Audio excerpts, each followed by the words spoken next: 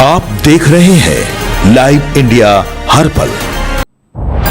नमस्कार, आप देख रहे हैं लाइव इंडिया हर पल। मैं हूं आपके साथ रेखा मिश्रा। बुलेटिन की शुरुआत करेंगे पटना के राजीव नगर की, जहां पर आपसी विवाद ने दो युवकों की जान ले ली है, जिसमें एक युवक को गोली लगी है जबकि दूसरे की छत से गिरने की वजह से मौत हुई है। आपको बता दें कि पटना के राजीव नगर थाना क्षेत्र में एक युवक की गोली लगने से घायल होने और दूसरे की छत से गिरकर मौत होने की सूचना मिली है। सूचना मिलते ही पुलिस की टीम तत्काल मौके पर पहुंची और घायल युवक को इलाज के लिए अस्पताल भेजा गया, जबकि मृतक के शव को पोस्टमार्टम के लिए भेज दिया गया है। घटना की गंभीरता को देखते हुए नगर पुलिस अधीक्षक पटना ने स्वयं घटनास्थल का निरीक्षण किया। आपको बता दें कि इस पूरे प्रकरण को लेकर के पुलिस फिलहाल जांच में जुटी हुई है।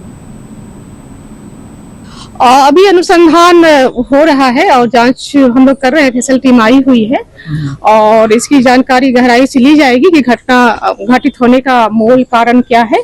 अभी जो प्रथम दृष्टया लगता है कि कुछ आपसी बात थी जिसमें कि ये घटना घटित हुई है और एक व्यक्ति को गोली भी लगी है जिनका नाम राजू कुमार है और मृतक का नाम प्रियेश रंजन है, जो छत से नीचे गिरने के वजह से ऐसा लग रहा है मृत्यु हुई है। ऐसे अनुसंधान अभी कहाँ के रहने वाले हैं? ये मोतिहारी के रहने वाले हैं। क्या राजू कुमार को गोली मारने आया था ये मसूरी के रहने वाले हैं और यहाँ रेंट पे रहते थे। ये मामला क्या लग रहा है मैम?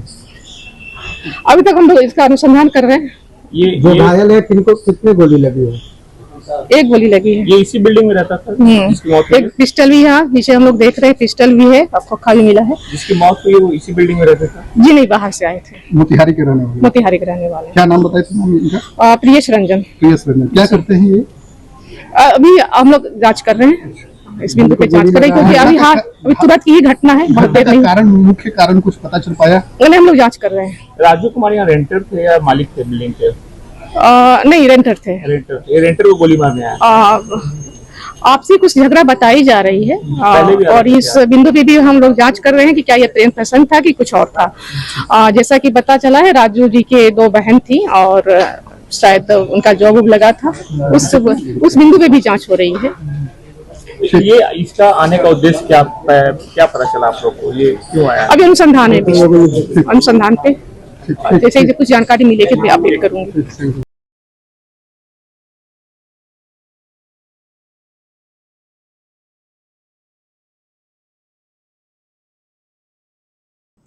बढ़ेंगे आगे और बात करेंगे टैक्सी चालकों की, जिन्हें मूलभूत सुविधाएं नहीं मिलने की वजह से वह बेहद ही आक्रोशित नजर आ रहे हैं। टैक्सी चालक लगातार अपनी मांगों को लेकर आंदोलनरत रहे हैं, लेकिन उसके बावजूद उनकी मांगों पर फिलहाल ध्यान नहीं दिया जा रहा है। आपको बता दें कि पटना में कैब ड्राइवर यूनियन इंटक के प्रतिनिधि विपिन कुमार यादव ने एयरपोर्ट परिसर में टैक्सी चालकों को मूलभूत सुविधाएं नहीं मिलने का मुद्दा उठाया। उन्होंने कहा कि सालों से काम कर रहे ओला पार्टनरों की स्थिति लगातार खराब हुई है और उन्हें पर्याप्त सहयोग नहीं मिल रहा है। इसके साथ ही उन्होंने बताया कि एयरपोर्ट पर टैक्सी चालकों के लिए पीने के पानी, शौचालय और विश्राम की भी कोई व्यवस्था नहीं है, जिसकी वजह से आए दिन उन्हें परेशानियों का सामना करना पड़ता है और इसी को लेकर के आज उन्होंने इस मुद्दे को उठाया है ताकि सरकार का ध्यान इस ओर जाए और इनके लिए उचित प्रबंध जो है वो किया जाए। हम लोग को एयरपोर्ट पे ये सुविधा हो रही है कि हम लोग पहले जो है ओला का एक पार्टनर है लगभग 2014-15 के आसपास से, तो ओला जो है पहले हम लोग को पार्टनर को कंफर्ट लेटर देती थी बिजनेस का गारंटी का, और अब जो है वो धीरे धीरे करके पता नहीं सरकार का संलिप्त में जाके आज के डेट में पार्टनर को कुछ समझ नहीं रहा है और पार्टनर एक दूसरे को जब देखता है कि मान लिया जाए कि कोई आदमी मजबूती से पेश आ रहा है, उसका बात को सुन लेता है। बहुत सा लोग में ये चीज़ देख रहे हैं कि यूनियन बाजी करके अपशोगार्थी बन गए हैं, अपना स्वार्थ में भूल जाते हैं। और हमारा जो है हमारा संगठन का ये काम है, हम जो है Patna cab driver union intake के प्रभारी हुए एयरपोर्ट के। मेरा नाम विपिन कुमार यादव हुआ और हम जो चाहते हैं कि हमारा हर पार्टनर जो दबे कुचले लोग हैं, जितना भी शोषित हो रहा है उसका हर साथ देना चाहते हैं हम, और ये चाहते हैं कि वो हमारे साथ है। हमारे पास यही प्रॉब्लम हो रहा है कि हमारे साथ हम अपने पदाधिकारीगण से बात किए थे यहाँ पे एयरपोर्ट पे पानी का स्टॉल लगवाने के लिए कि तो वो बोले थे कि स्टेट बैंक से या HDFC से हम उस पर मुहैया करा देंगे। वो बोले थे कि हाँ मौखिक नहीं चलेगा विपिन जी, ऐसा है कि आप जो है यहाँ पे लिखित में दीजिए 50 को पार्टनर अगर आपके साथ आ जाता है कि हमको यहाँ पे रहते हैं, दिन रात यहाँ पे काम करने के लिए रहते हैं, यहाँ पानी की सुविधा नहीं है, बाथरूम का सुविधा नहीं है, तो हम अपने तरफ से चाहेंगे कि आपको मुहैया करवा दें। इसके लिए हमको लिखित आवेदन चाहिए। यहाँ पे बस स्टॉप जो बना वो टूटा हुआ है, तो आप लोग पैसेंजर अभी तो देख रहे हैं ये यहाँ पे कोई बस स्टैंड पहले नहीं था। हमको तो लगभग ये महसूस हो रहा है कि गिग वर्कर कानून के लिए जो हम लोग इधर उधर दौड़ धूप किए थे उसमें ये गिग वर्कर कानून वाला है या बस स्टॉप है, ये तो जर्जर अभी लगाया ही है हाल फिलहाल में, टूटा फूटा ही लगाया गया सर, टूटा फूटा लगा है। और यहाँ पे हम लोग टैक्सी वाले रहते हैं तो यहाँ हम लोग को बाथरूम वगैरह जाने के लिए भी असुविधा होती है, पानी उनी पीने के लिए असुविधा होती है। ये तो बगल में एक मंदिर है, वही बाबा से अपना जी हजूरी करके हम लोग पानी उनी पीते हैं। एयरपोर्ट के अंदर आप लोग गाड़ी कहाँ पे लगाते हैं? गाड़ी सर हम लोग यहीं पे छोड़ देते हैं, उधर उस गली के अंदर कोई सुविधा नहीं। एयरपोर्ट के अंदर सुविधा अगर देती है पार्किंग में तो 300 रुपये पर डे मांगता है।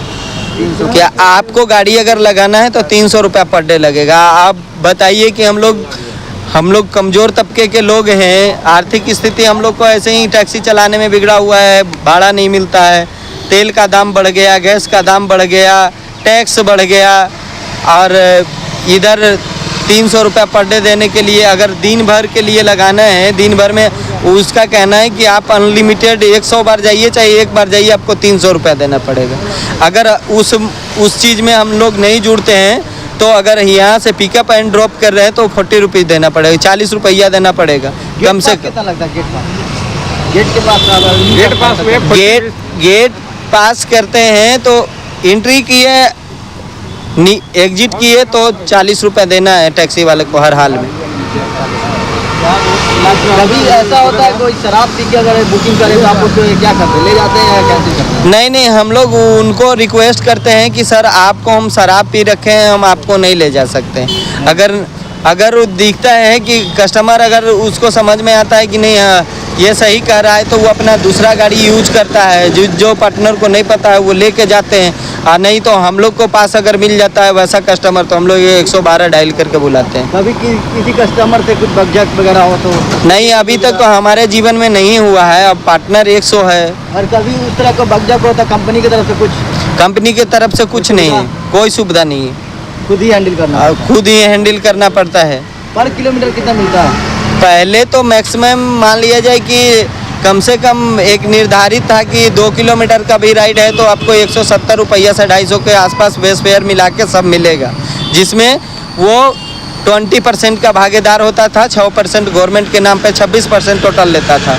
अभी जो है रिचार्ज का सिस्टम कर दिया है। मान लिया जाए कि हम 1 महीना का रिचार्ज करते हैं तो 1 महीना का रिचार्ज कम से कम 2500 रुपया है। 2500 रुपये का रिचार्ज किए और अगर हमारे घर में अचानक कोई घटना घट गई, कोई पार्टी फंक्शन है, कोई पर्व त्यौहार है, उसमें अगर मेरा गाड़ी घर पे बैठा हुआ है उसमें भी हमको पैसा देना पड़ता है। कंपनी तो जी रही है, पार्टनर नहीं जी रहे हैं, ड्राइवर लोग को आर्थिक स्थिति खराब हो रही है। हम लोग सुबह से देख सकते हैं 300 रुपया कमाए अभी तक सुबह से बैठे हुए हैं। कभी अगर सगुना मोड़ से कंकरबाग जाना है तो उसका क्या? अभी फेयर फिलहाल में 500 रुपये पहले के फिलहाल में था कि 500 रुपया फेयर बन जाता था। अभी ये सगुना मोड़ से कंकरबाग के लिए फेयर बनता है 260 रुपया या 70 रुपया फेयर बनता है। उसमें 6% GST ही ले लेते हैं सरकार। सरकार से क्या मांगे हैं? सरकार से यही मांग है कि CNG पेट्रोल के दाम दिनों दिनों बढ़ल जा रहा है, हम लोग का भाड़ा क्यों नहीं बढ़ रहा है? हम लोग को पोसाई नहीं पड़ता है, 24 घंटा काम करते हैं, 2000 रुपया नहीं कमा पाते हैं। कहीं हम लोग का लगाने की जगह नहीं है, गाड़ी जहाँ पर लगाते हैं पुलिस वाला डंडा लेके खदेड़ देता है, यहाँ से गाड़ी हटाओ, तो हम लोग कहाँ जाएं? जी बताइए आप लोग। आप लोग गाड़ी लगाने की जगह नहीं? कहीं कोई जगह नहीं है। एयरपोर्ट में लगाएंगे 300, एयरपोर्ट में लगाएंगे 300 रुपया लेता है। 300 रुपया का मतलब है कि 9000 के मंथ हम लोग कहाँ से देंगे गरीब आदमी? जाने के सिर्फ 40 रुपया लेता है, आने के 40 रुपया, वो 3 मिनट के लिए। अगर 3 मिनट से अधिकतर हो जाता है तो जितना 6 मिनट हो जाएगा तो 60 रुपया लेता है। तो आप ही लोग बताइए, सरकार को सुविधा हम लोग को देना चाहिए।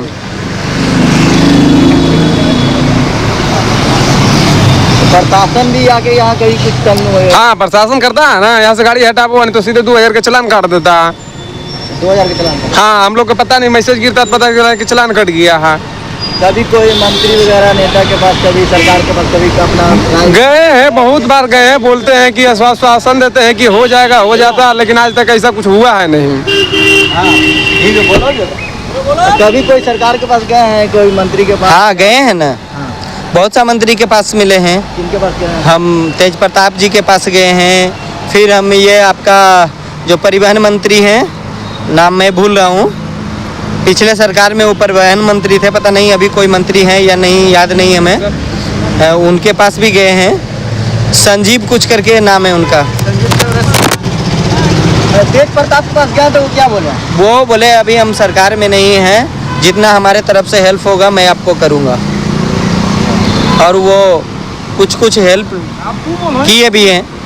हाँ, यहाँ पे आके बोले हैं कि हम एयरपोर्ट थाना प्रभारी को बोल देते हैं, आप लोग को दिक्कत नहीं होगी वहाँ पे, ऐसा आश्वासन दिए हैं। अब बोले कि नहीं पता नहीं, ये इतना है कि थोड़ा रिलैक्स मिला है। इतने धूप में चलते हैं, कभी अगर प्यास वगैरह लग जाए तो पानी पीने के लिए? प्यास लग जाता है तो या तो एयरपोर्ट के अंदर पानी पीने जाते हैं, नहीं तो बगल में अलाउ तो जब तक फ्लाइट लैंड करती है तब तक अलाउ हो जाता है लोग, रोक टोक नहीं है।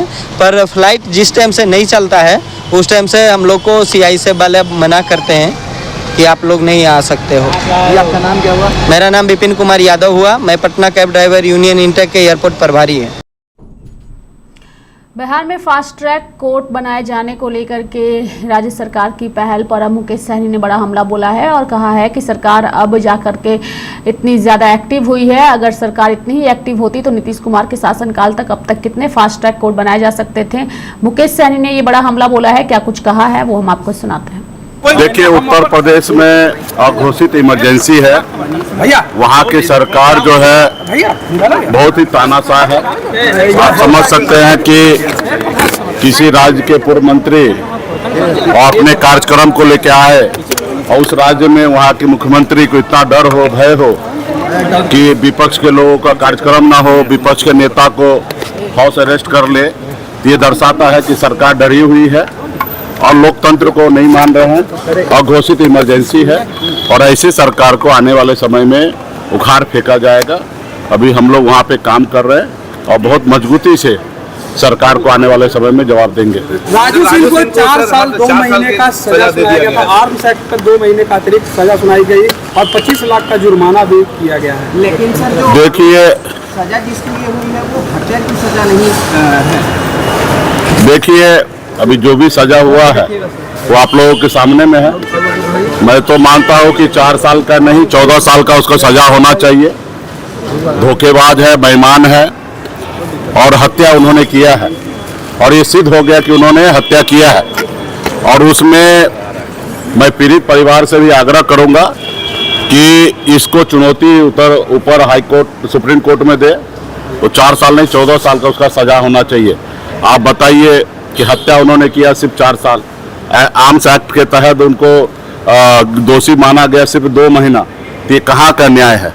तो उनको फेवर किया गया है, मुझे ऐसा लग रहा है।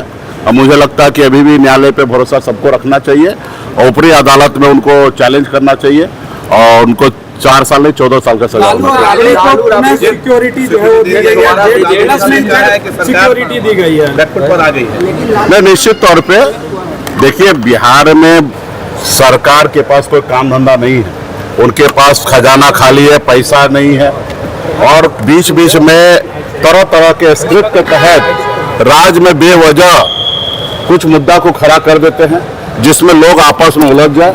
असली मुद्दा जो जनता का जो है, युवा का जो है, किसान का है, उससे भटकाने के लिए आप बताइए ना, ये सरकार के पास क्या है सोच है कि 10 दिन पहले आप सुरक्षा वापस कर लेते हैं, 10 दिन के बाद वो सुरक्षा दे रहे हो, क्यों थूक के चाट रहे हो? इसको तो कहेंगे ना, थूक के चाटना। उनकी रिपोर्ट क्या था?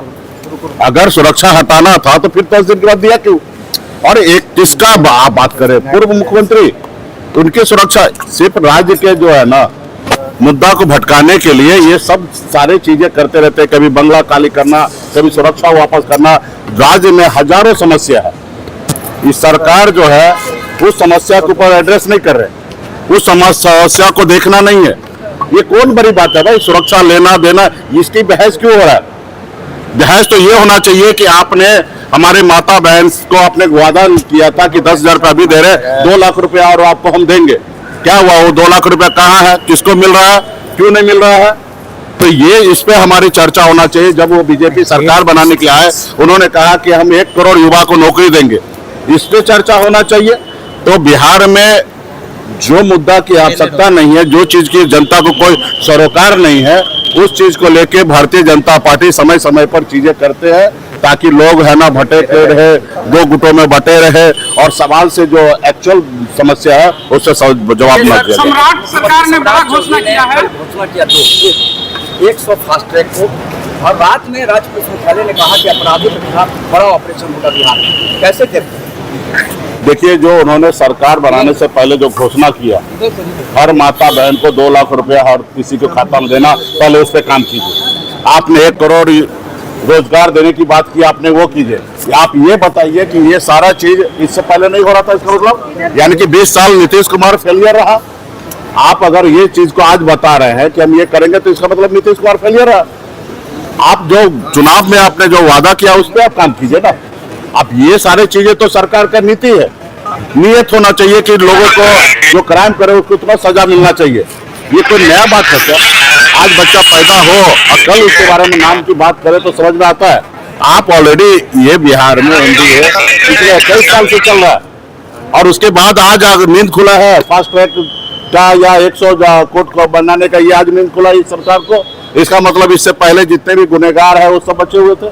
तो देखिए, राज्य का जो एक्चुअल समस्या है उस पर अभी बहस करना है हम लोगों को, और आने वाला समय में जनता को जागरूक करके ये भटकाने वाला जो चीजें है, तरह तरह के कैबिनेट पास करेंगे, ये करेंगे, जो पहले किया वो तो काम ही नहीं कर रहे, और नए नए कैबिनेट आएंगे, ये करेंगे वो करेंगे, तमाम ऐसी चीजें करेंगे, उसका तो जमीन पर असर तो कहीं दिखता नहीं है।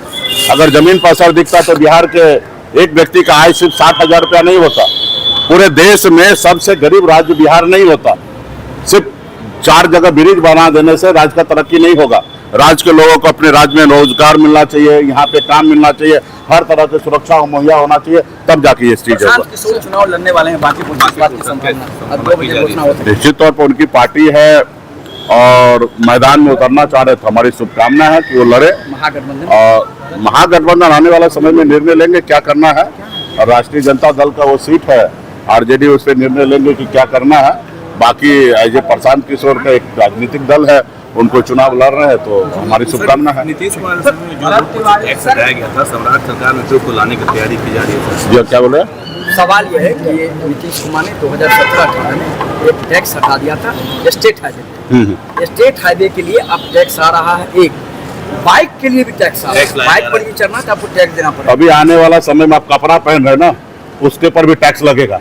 इससे पहले होता था ना, एक महिला को ऊपर का कपड़ा ढकने के लिए टैक्स लगता था, वो ये सरकार आने वाला समय में कहेगा। अभी तो 4 महीना से ही सिर्फ वृद्धा पेंशन रुका हुआ है। आप समझिए, सिर्फ 1100 रुपया वृद्धा पेंशन है, वो राज्य में रुका हुआ। तो आप समझ सकते हैं कि खजाना का क्या हाल है। आने वाले समय में आप सांस लीजिएगा ना, उस पर भी टैक्स लगेगा, क्योंकि 10,000 रुपया ले लिए हैं पहले से। तो आने वाला समय में आप देखिएगा क्या क्या टैक्स लगेगा ना। बढ़ेंगे आगे और बात करेंगे। प्रशांत किशोर ने बांकीपुर में चुनाव लड़ने की जैसे ही घोषणा की है, उसको लेकर के अब जेडीयू नेताओं की भी प्रतिक्रिया सामने आई है। संजय सिंह ने कहा है कि लोकतंत्र में सभी को चुनाव लड़ने का अधिकार है। देखिए, लोकतंत्र में चुनाव में किसी को भी कहीं से खड़ा होने का अधिकार है, और जनता मालिक होती है वोट के समय में। जहाँ तक बांकीपुर के चुनाव का बात है, ये पूरे बिहार के लिए इतनी बड़ी प्रतिष्ठा की बात है कि बिहार के ये आदमी जो नेता है, उनको राष्ट्रीय अध्यक्ष बनाया गया भारतीय जनता पार्टी। सच पहला वो व्यक्ति है जो जिनकी सरकार है दिल्ली में, उस पार्टी के राष्ट्रीय अध्यक्ष बने। बिहार से हमको नहीं ध्यान में आता है कि कोई दूसरा, कांग्रेस में तो बन ही नहीं सकता है, वो तो परिवार में रहता है। तो बीजेपी में पहले बिहार के नेता है जो राष्ट्रीय अध्यक्ष बने, और बिहार नहीं बांकीपुर विधानसभा के विधायक को इतनी बड़ी प्रतिष्ठा मिली जो वो राष्ट्रीय अध्यक्ष बने एक पार्टी के, और चुनाव भी उसी बैकग्राउंड में हो रहा है। चुनाव तो अभी कुछ दिन पहले हुआ ही था। मुझे जरूर लगता है कि बिहार में जब विधानसभा चुनाव भी हुआ था, हम लोगों ने कहा था उस समय कि जो डबल इंजन की सरकार बिहार में है और देश में काम कर रही है, कोई ये मिस नहीं करना चाहता है इस समय को, इस मोमेंट को। और बांकीपुर में एनडीए जो हम लोगों को फीडबैक है, जो जानकारी है, बहुत बड़े मार्जिन से चुनाव जीते। ममता बनर्जी कह रही है कि मुझे रोकना होगा तो मारना पड़ेगा, मैं रुकने वाली नहीं। कहीं कोई रोकेगा? कोई रोका है उनको आज तक? राजनीति में कोई किसी को रोकता है क्या? जनता ने तय करता है किसको रोका, किसको बढ़ाया। जनता ने बंगाल में तय कर दिया और उनके पार्टी के लोग ही सब छोड़ के निकल गए। तो उनको तो खुद आत्मविश्लेषण करना चाहिए, कैसी पार्टी वो चला रही थी, क्यों छोड़ के चले गए सब लोग जो है उनको, और जनता ने कहां जाकर के बैठा दिया उनको। वो सेल्फ असेसमेंट खुद करना चाहिए। ऐसा हाल किसी पार्टी का हुआ है क्या आज तक? चुनाव लोग जीतता है, हारता है। कैसी पार्टी, सिंडिकेट टाइप पार्टी चल रहा था, इसीलिए हाल हुआ। तो एक सवाल यह है, किसान को नाते के साथ जेडीयू को ही जवाब देना होगा। किसान को नाते के साथ क्या है, क्योंकि नीतीश कुमार को बीजेपी ने हटा दिया, इसका गुस्सा लोगों के दिल में है और आप बदला लेने का यही मौका है कि बांकीपुर में बीजेपी को हरा दीजिए, क्योंकि जेडीयू के लोग भी साथ नहीं देंगे। नीतीश कुमार जी एनडीए के सर्वमान्य नेता हैं बिहार के। नीतीश कुमार जी 2025 में मुख्यमंत्री बने, पिछले 20 साल से बिहार के मुख्यमंत्री हैं और ज्यादा समय हम लोगों ने एनडीए में ही मुख्यमंत्री हुए, कुछ ही समय के लिए विपक्ष के साथ हम लोग रहे। नीतीश कुमार जी को बिहार के जनता ने आशीर्वाद दिया और ये सरकार भी उनके हम लोग बार बार कह रहे हैं, उनके आशीर्वाद से चल रही है। जहां तक उनकी बात है, वो राज्यसभा गया तो सेशन शुरू होगा, इस सेशन में भी रहेंगे राज्यसभा। बढ़ेंगे आगे और बात करेंगे सहरसा की, जहां पर करनी सेना के जिलाध्यक्ष पर जानलेवा हमला बोला गया है और साथ ही उनकी सोने के चेन और ब्रेसलेट को लूटने का भी प्रयास किया गया है। हालांकि पिस्टल की बट से उनके सिर पर हमला भी हुआ है। पीड़ित ने आरोप लगाया है कि कुछ युवक लूटपाट की नीयत से उनके घर में घुस आए और विरोध करने पर उनके साथ बेरहमी से मारपीट की है। हालांकि इस पूरे प्रकरण पर पुलिस जाँच में जुट चुकी है। 3 लोग का तो नाम मुझे पता है। एक विशाल गौरव कुमार, पिता श्याम किशोर सिंह, ज्ञानेन्द्र सिंह ज्ञानू, पिता श्याम किशोर सिंह, और एक निर्भय कुमार, जो कि तीनों मुरली के रहने वाले हैं। क्या वजह थी और कैसे वो लोग हमला कर दिया? वो लोग घर पे आए, पहले गाली गलौज, घर लूटने के नियत से आए थे। मेरा चेन ब्रेसलेट सब छीन लिया है और बहुत बड़ा गोली उली भी चलाया। हम भागे, पिस्टल के बट से मार के मेरा कपार फोड़ दिया। देखिए रहे, हम घर से जान बचा के किसी तरह भागे। 3 थे और भी उनके साथ थे, उनको तो नहीं देखिए 3 थे। क्या चीज से आए थे? बाइक से आए थे। क्या चीज से वो लोग? बाइक से ही। कहाँ की घटना है? पहले घर से लेके वो हमारे मेन रोड तक वो पूरा खदेड़ के हमको मारे हैं। चंदू सिंह तक कोई दुश्मनी नहीं थी हमारी। नहीं। हाँ, पुलिस को सूचना दिए, पुलिस आ रही, बोली आ रहे हैं। मेरा सन कुमार सन। आपको जिलाध्यक्ष भी है? जी जी।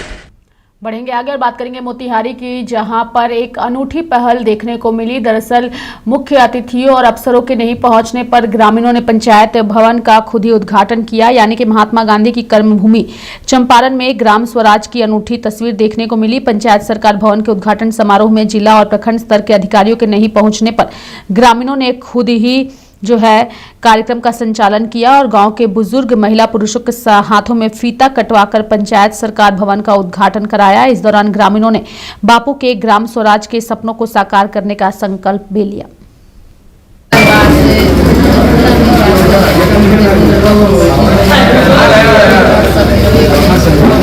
पंचायत सरकार काम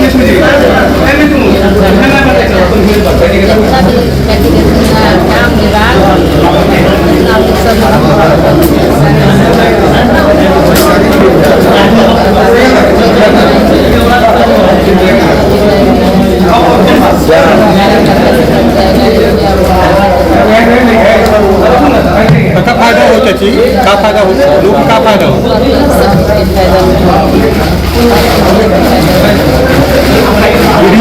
वीडियो लोग ना आए, अपने लोग अपने से उद्घाटन करते हैं। पंचायत सरकार भवन का उद्घाटन किया गया है जनता की सारी सुविधाएं, जाति आय, आवासीय, राशन कार्ड, खाता, जॉब कार्ड, हेल्थ कार्ड, मतलब जो भी सरकार से ग्राम पंचायत के स्तर वाली मिलने वाली सुविधाएं, वो सारी सुविधाएं एक छत के नीचे इसी पंचायत भवन में मिलेगी। इसके लिए व्यवस्था की गई है और ये आज इस मतलब जो भवन का उद्घाटन स्थानीय मुखिया श्रीमती राजकुमारी दुलारी की तरफ किया गया है। ये बहुत ही मिनी जो पंचायत सरकार में है, ग्राम पंचायत के उत्थान के लिए बहुत ही बेहतर विकल्प है। इससे किसी भी पंचायत स्तर के लोगों को पंचायत ब्लॉक जाने की जरूरत नहीं पड़ेगी और सारा कार्य का निर्वहन हमारे जो 29 विभाग के कर्मी हैं यहीं रहकर निष्पादन करेंगे। आप लोग अधिकारी को फोन करते हैं? देखिए, ग्राम पंचायत जो है अपने आप में एक स्वायत्त संस्था है और ग्राम पंचायत देश में 3 ही सरकार चलती है, केंद्र सरकार, राज्य सरकार और गांव की सरकार। तो गांव की सरकार है और गांव की सरकार के मुखिया उपस्थित, उन्होंने इसका उद्घाटन किया और कार्यक्रम को संपन्न कराया। अधिकारी हो सकता है किसी कार्य में लगे इसलिए नहीं है, यहाँ की माननीय मुखिया उन्होंने इस कार्यक्रम का उद्घाटन किया। कार्यक्रम बेहतर आगा। अब लोगों को यह है कि जिस उद्देश्य की पूर्ति के लिए इसका उद्घाटन किया गया है उसकी पूर्ति हो और लोगों को बेहतर सेवा प्रदान किया जाए, यही हम लोगों का संकल्प है।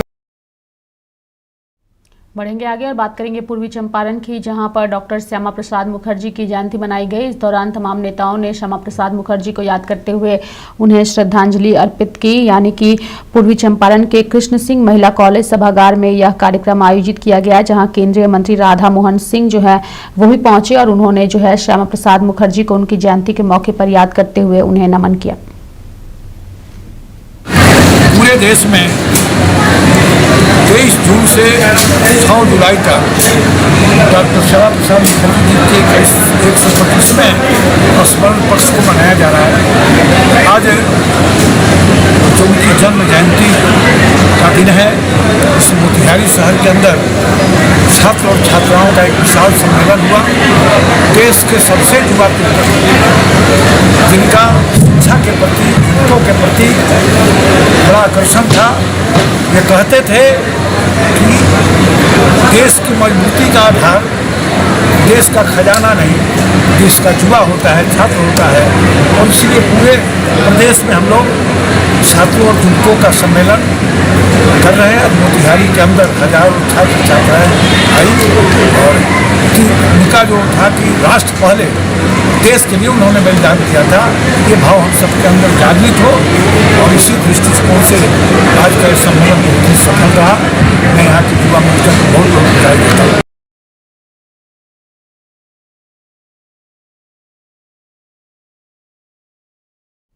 तो मेरे साथ फिलहाल अभी के लिए इस खबर में इतना ही। आप देखते रहिए लाइव इंडिया हर पल।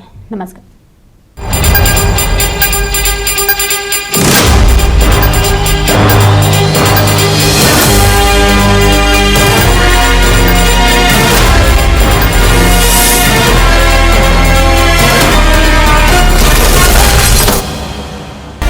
आप देख रहे हैं लाइव इंडिया हर पल।